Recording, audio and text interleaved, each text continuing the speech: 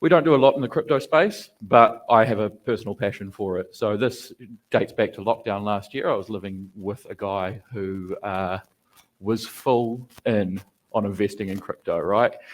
Every day, right, it's a lockdown, so I can only talk to him. Every day he comes upstairs and tells me how much money he made trading crypto that day.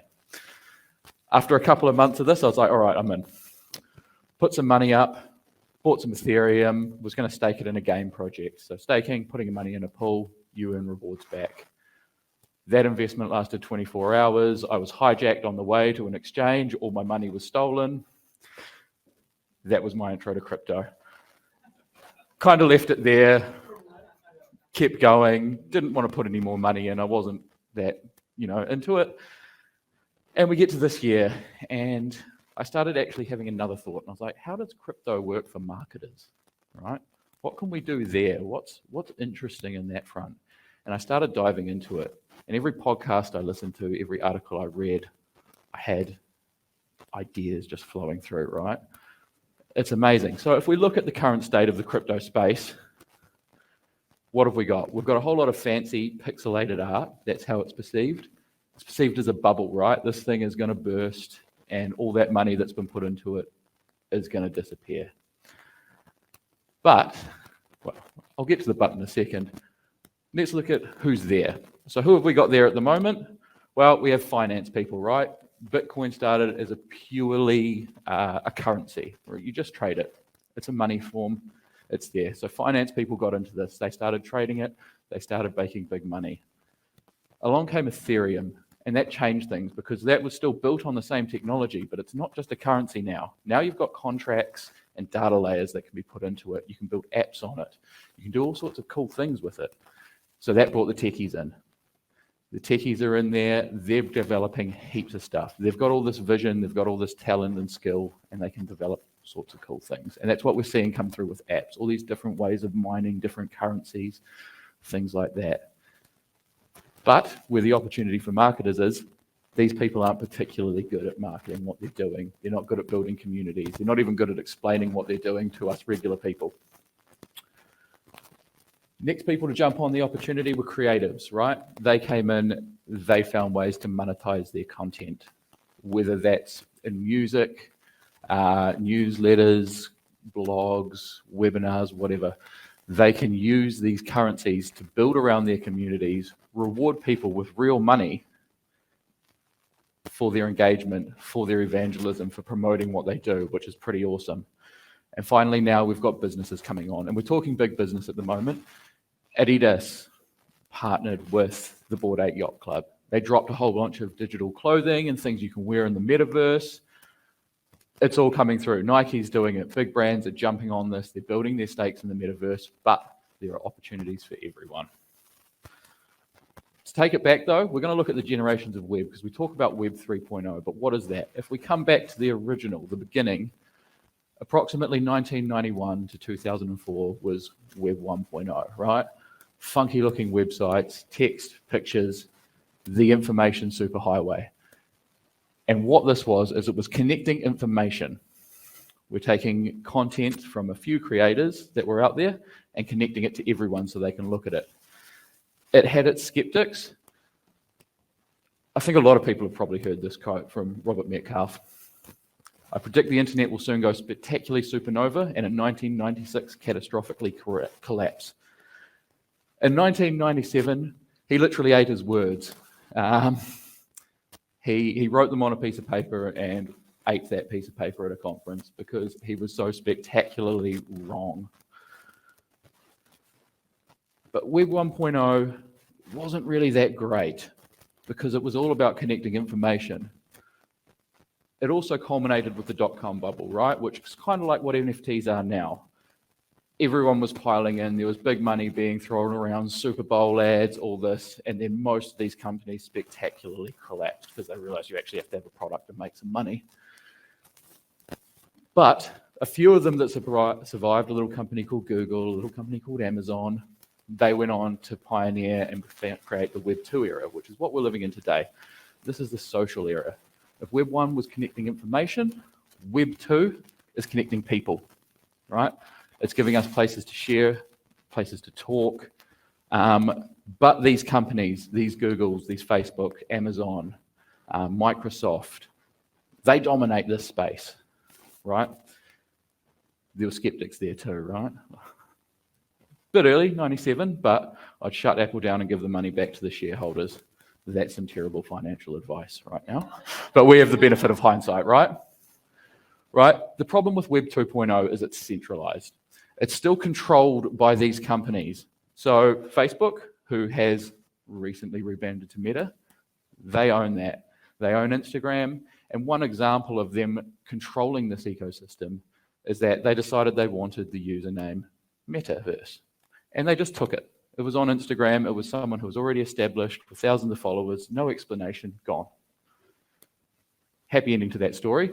They got their username back after a bit of public outcry.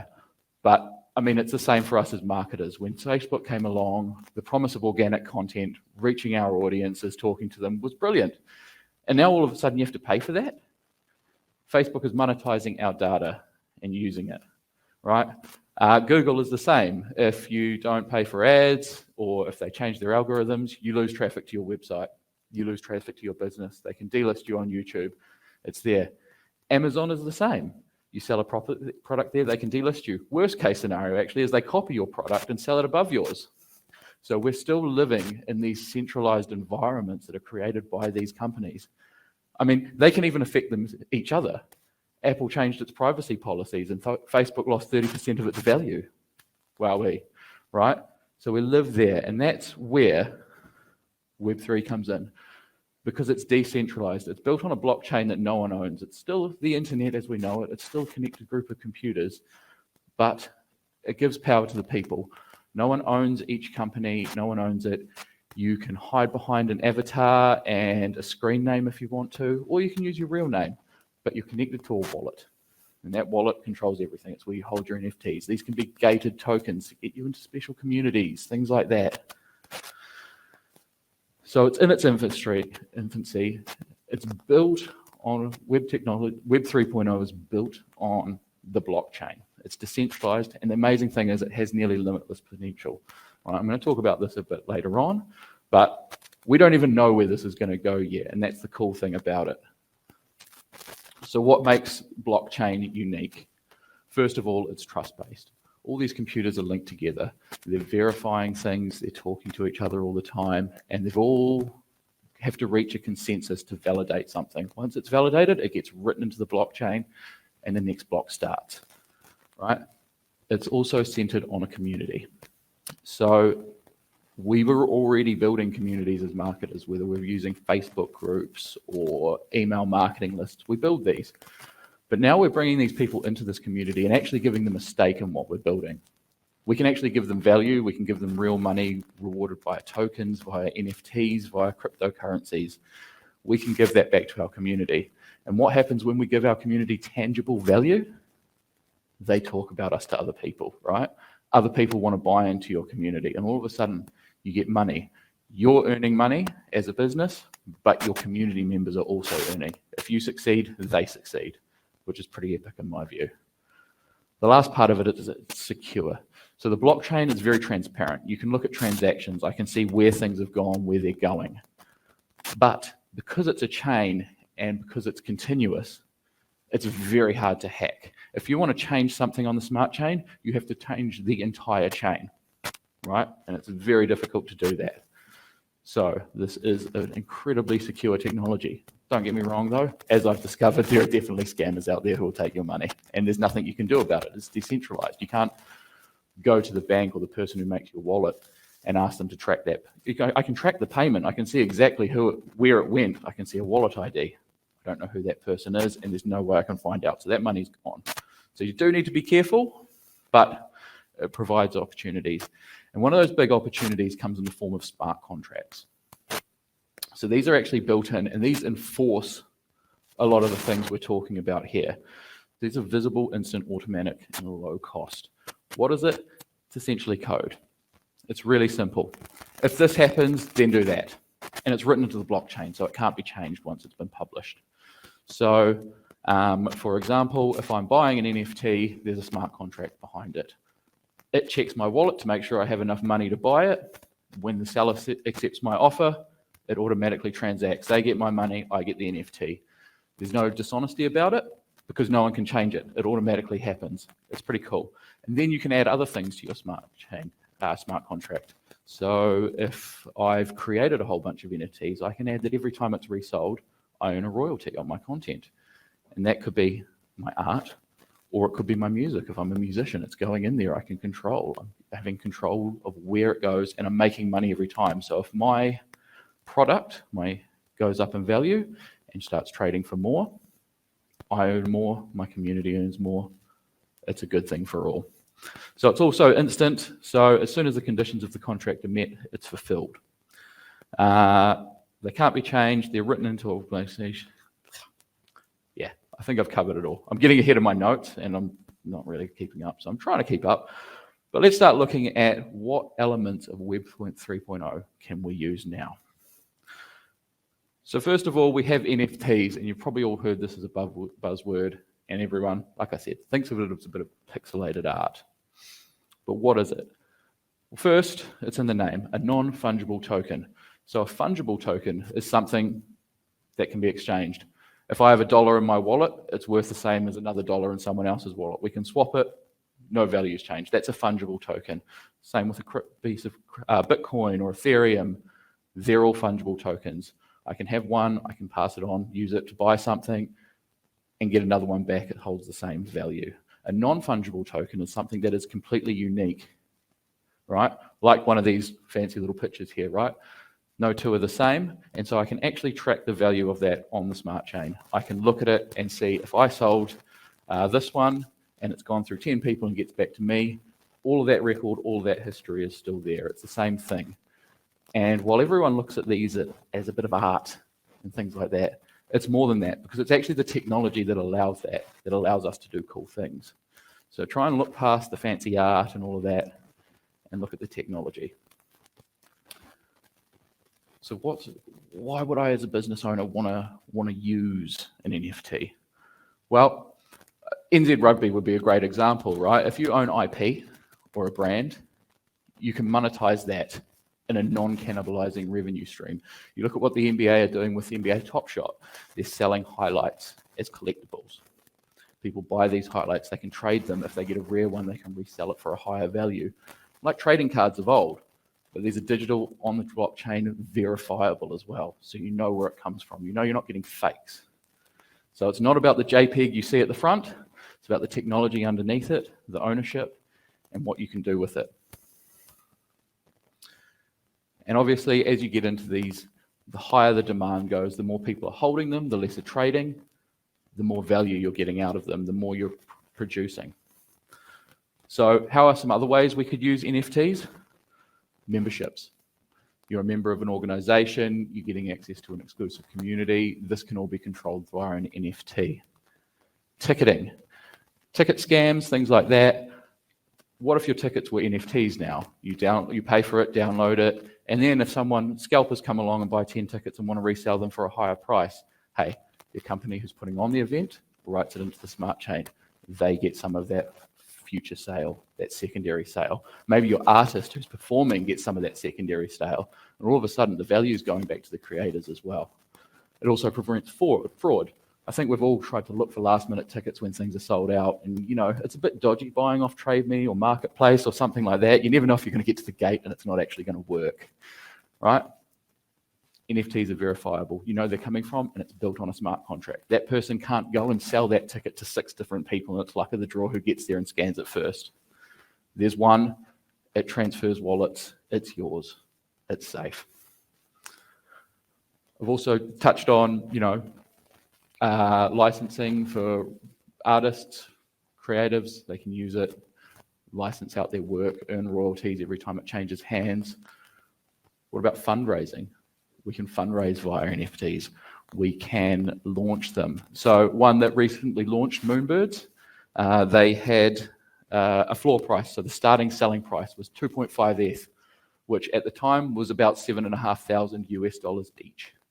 They minted 10,000 of these, $75 million. They sold out.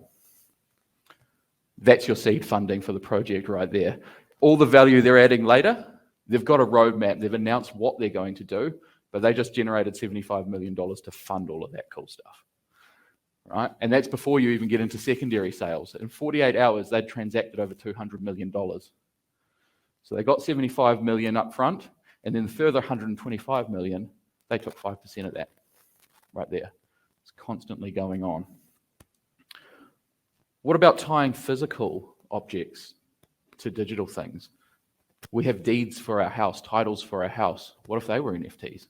It's the same thing. The only thing that tells me that I own my house is a piece of paper held by the council. Why can't that be digital? Why can't that store my LIM report that I pay $300 to access? It's there. Why can't it store all my code compliance, every change that's been made to my house, so that the next buyer has all of that already stored and ready to go? It's pretty cool. Why can't your will be written in a smart contract so it automatically, once the conditions are fulfilled, a death certificate's put in there, it automatically distributes it, and now you're not paying lawyers, you're not having lawsuits and families going to court to argue how things are distributed. It's written by the person and it comes into effect. So there's some pretty cool use cases for this technology. Another example is VFriends. Anyone here heard of Gary V? Yep.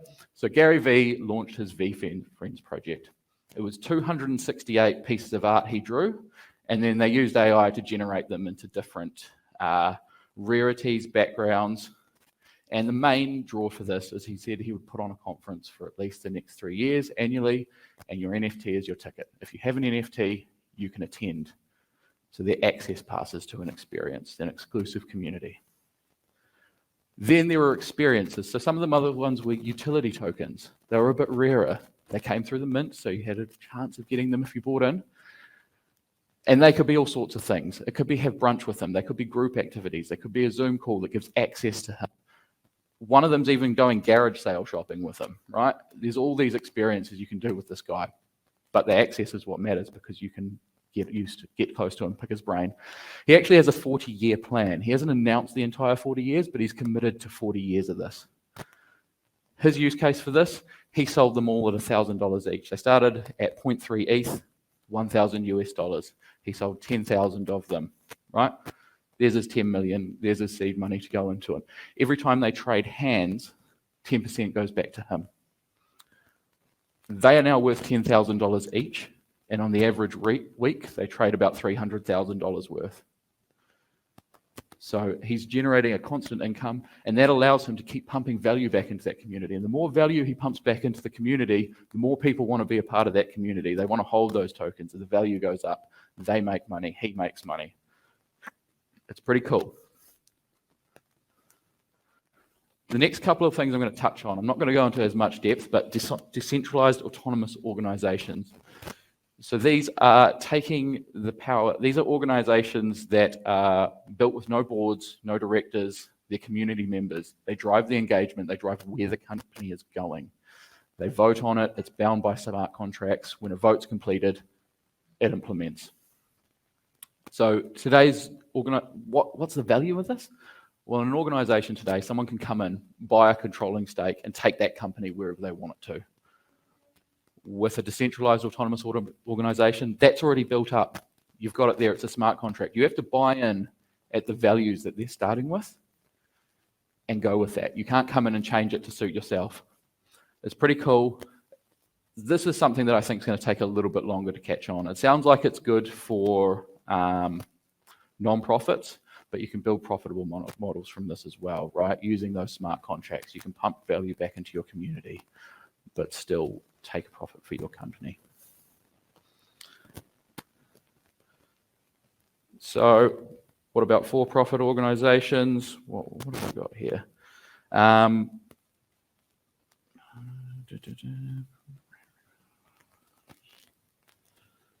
Already kind of talked about that, so we'll keep going. Social tokens is the last one I want to talk about. So these are like cryptocurrency, but anyone can kind of create them. So I'm subscribed to a few. Creators can go into a platform called Rally, and they can create their own token. They can assign it a monetary value, whatever they think it's worth, and they can start distributing it. And then you can reward your community for engaging with you, right? So it could be one I signed up for, it's called Tilt. I get 1 tilt for signing up to their newsletter. its real world value is about $8 US. I get one for signing up to their newsletter. Every so often, they pump value back into the community. The other day, first 50 people to click on this link and connect their wallet gets another coin. You get it there. The value in these is actually in holding them, because the more coins are minted, the more that you're holding, the more the value is. If people are spending them, the value goes down. But if you can encourage people to hold them or use them or trade them for experiences or things like that, you can make money. But if you really want to, you can bridge it out to another wallet, go through a few exchanges, cash it out, money in the bank, right? But you're still rewarding. And there's still plenty of people who are going to come into these communities and just do it for the money. But eventually you'll whittle those people out and come down to a really connected, engaged community that's going to provide value. So how can we get started with this? This all sounds great, but where do we actually start? The first one is defining your mission, right? You have to have a mission for this. And so that could be as much as taking a step back, looking at your industry and saying, what can I make more transparent? What can I make more efficient? What can I do differently? These become your goals. These become your mission. And you can define this. You put it out there and you make it clear. Next, you build a roadmap, because people want to know what's coming. You may not have everything in there, but it's good to be planning about 18 months out. So your community knows where you're going. They know what you're planning. All good projects have this. They issue a token. At this point, when we get to this milestone, we're going to issue an NFT. The NFT comes here and you can earn this. And if you stake it or hold it for this long, you'll start earning these rewards. You can come to this event. You can go to that event, whatever. But you have a roadmap. It's there. You're constantly updating to it and adding to it. Because if the value chain seems to end, people are going to sell out of your community. And that's going to tank the value of it, right? No one wins, really. And we need to communicate this roadmap. So it lives on your website. You give updates about it. You need to be transparent about it. So this is what we're going for. We're on target to hit it. Hey, we're not actually on target to hit this. We've run into these problems. We're working through them, but we think we can still make this milestone. Keeping it there, being transparent, being accountable is how you win in this world.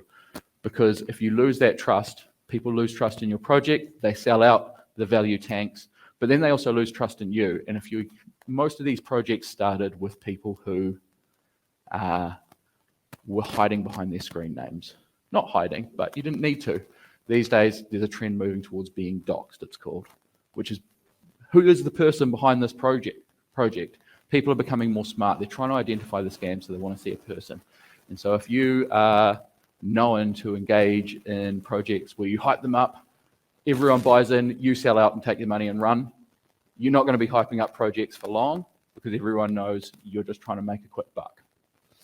Those people are out there, but they will come. The next is building a community, which plays nicely into that. So we need this community to be engaged, and we ideally don't want them to be there to make a quick buck. We want to sell them on the dream, the vision, where the roadmap is going.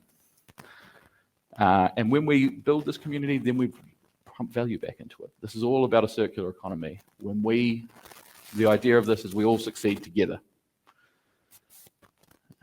So, and typically you need to build a bigger community than what you've got. If you have 10,000 members in your community and 10,000 NFTs, you're probably not going to sell them all.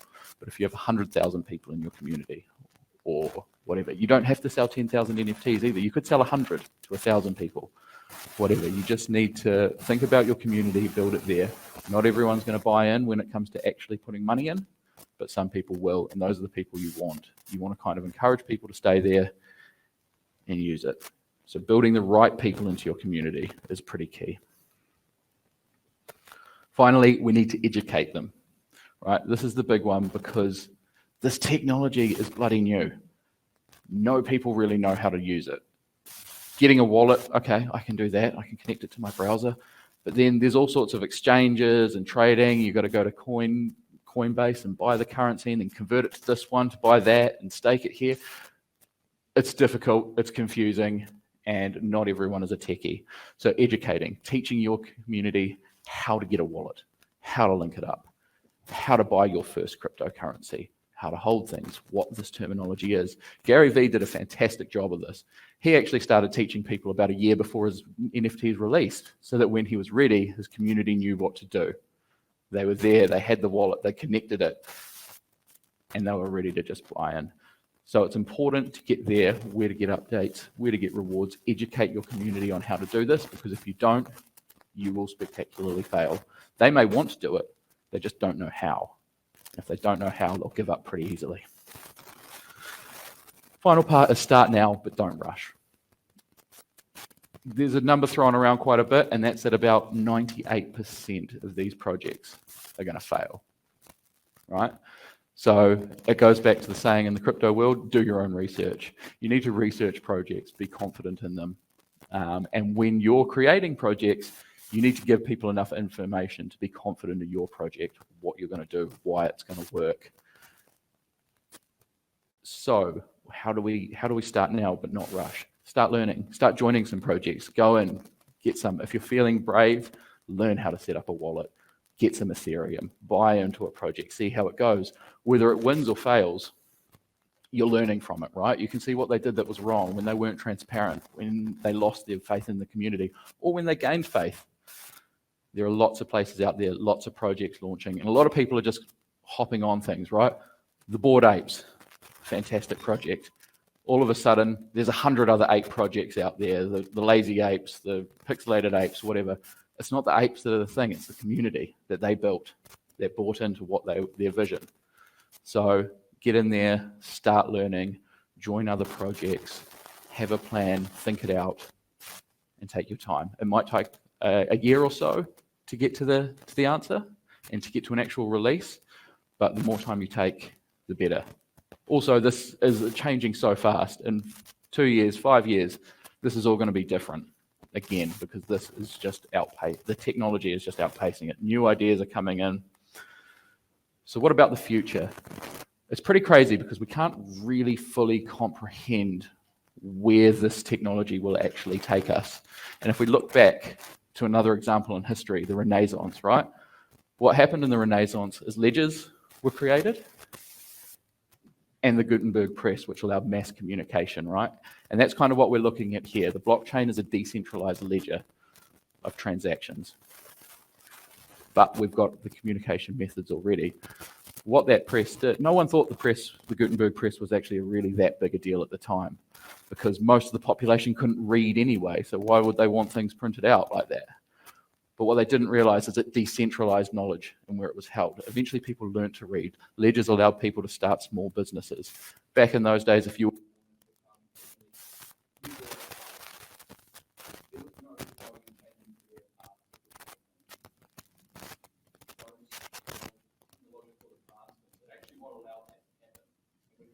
now, those people couldn't imagine the changes that those two inventions would have, and we can't necessarily imagine where blockchain technology is going to take us, where NFTs are going to take us. So that's how fast it's developing. The other thing is, not understanding this technology isn't really an excuse, right? They said that about the internet back in the day. You know, everyone was a skeptic, thought it was a bubble, but I still don't know how Paywave works, but I use it every day. I've adopted that, and now I actually get pissed off if it's not available. So this thing will come, it will take time, but it's there. But remember, it's about the technology behind this, not the pixelated art you see in the front. Any questions? Nice.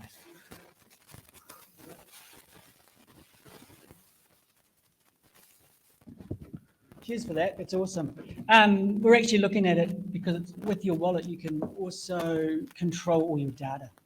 Yep. So all your logins and everything belong to you. So the whole future of you leasing your data out to social media or whatever, rather than the ownership of it.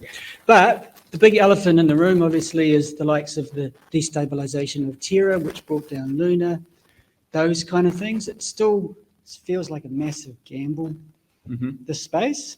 Your thoughts on that? And also the whole gas fees, which is adding a whole massive cost layer to transactions. So, I mean, some of these networks, there is some instability to them, and that's why people are gravitating more towards the Ethereum, which does have the high gas fees. So for those who aren't really into this, gas fees are like transaction fees. and they're based on network usage. So if there's a lot of people transacting at the same time, gas fees go up, right? And they were at a point before where, you could be making a transaction and you're paying $50, $100 just to make that transaction. And the transaction might not be worth that much more than that. They've come down a bit now, but I think with Ethereum 2.0 potentially coming online soon, that's going to bring those down. But then you've also got the other chains, your polygons and things like that, that are bringing those costs down. There's a few other things they're doing as well, like you can batch things now and pay one gas fee to mint a whole bunch of NFTs. As for the stability of chains and things like that, the Terra collapse, yep, that's fresh. But how is that different to the dot-com bubble, right? A lot of companies crashed then. So these things are going to change. They're going to come out, but there will be a few that emerge. Ethereum isn't necessarily the one that's going to emerge as a winner, but whatever happens with that is going to influence the rest. So I think chains will come and go as people learn more, as it becomes more mainstream. That will happen, but at the moment it's doing that research, looking into the chains and what they're doing and figuring out, is this the right one for my business? Am I confident that this is where I should be? And if you are, going with that. And for some people, it may be the fact that the lower gas fees, the lower cost to transact is actually the big difference maker that gets people on board your project. Yeah. There are serious ethical concerns around blockchain, particularly decentralized accountability and the impact of that on marginalized communities and a lack of, how do I put it, knowing who people are and who actors are on the web and in transactions, and also around energy usage and the fact that blockchain is a huge user of electricity and energy, and a lot of that's still non-renewable. What are your thoughts around that and sort of the ethical and conservation implications of businesses getting into that space? So I'll start with the environmental concern, because that's probably one of the easier ones where active things are being done. And I'll use Ethereum as an example of that. So at the moment, they're running what's called a proof of work concept. So they have to prove that the work has been done, and there has to be a consensus reached by everyone in the blockchain, and then that block is written. And that's what uses computing power. So that's why it uses so much. When I talk about Ethereum 2.0, there's a theoretical point when they reach it. It merges and creates a new chain, which brings us on to a proof of stake model.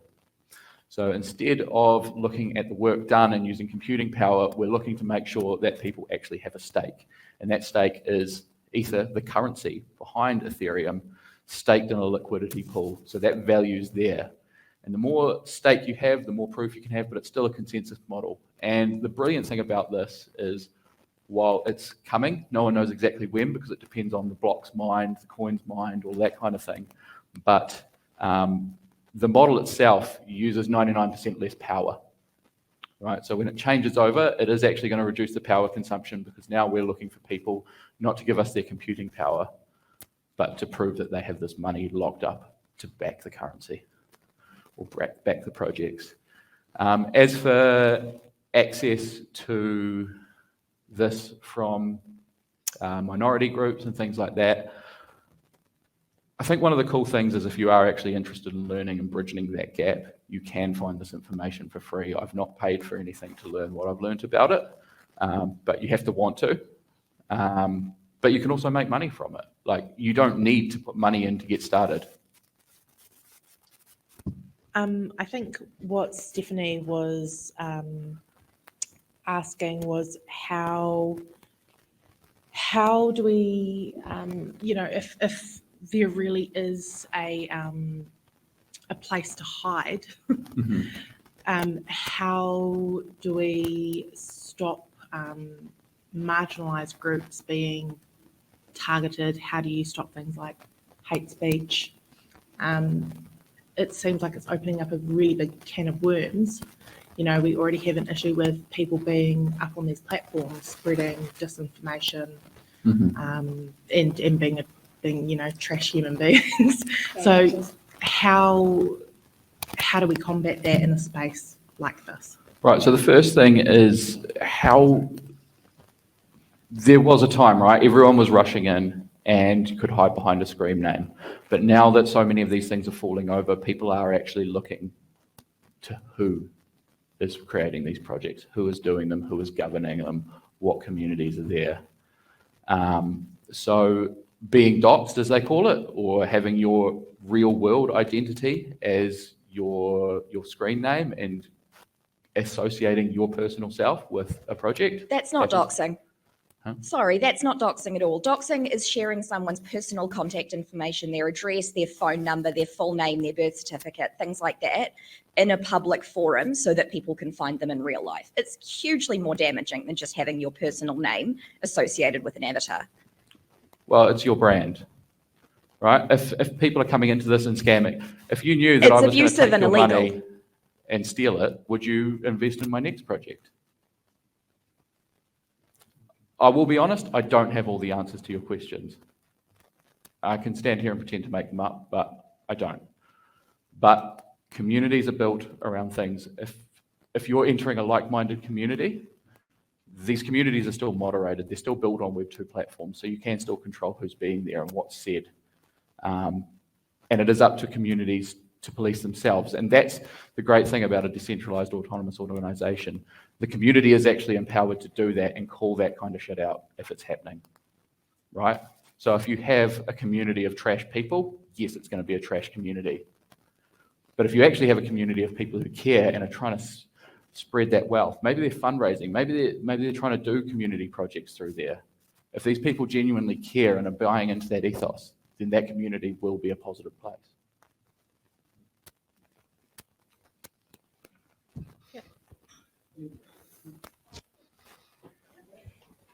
Thank you. Some good information. A question I had in terms of NFTs. I think a lot of NFTs out there are more targeted in the B2C space. Have you sort of seen any interesting sort of B2B businesses that have maybe issued NFT tokens, or any good examples of how it's been used in a B2B sense?